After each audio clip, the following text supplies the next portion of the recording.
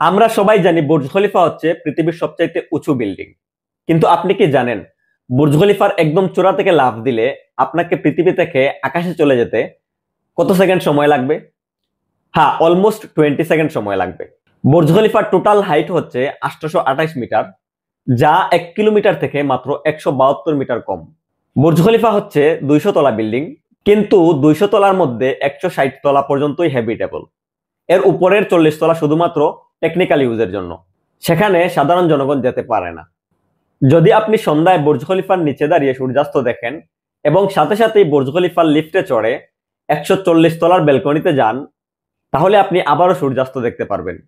আপনি যেই লিফট চড়ে উপরে যাবেন সেই লিফট হচ্ছে পৃথিবীর সবচাইতে লম্বা ডিস্টেন্স কভার করা লিফট, এবং এটা পৃথিবীর তৃতীয় দ্রুতগতির লিফট। এটার স্পিড 36 কিলোমিটার প্রতি ঘন্টায়। বুর্জ খলিফাকে একদম উপর থেকে দেখলে একটা ফুলের মতো মনে হয়।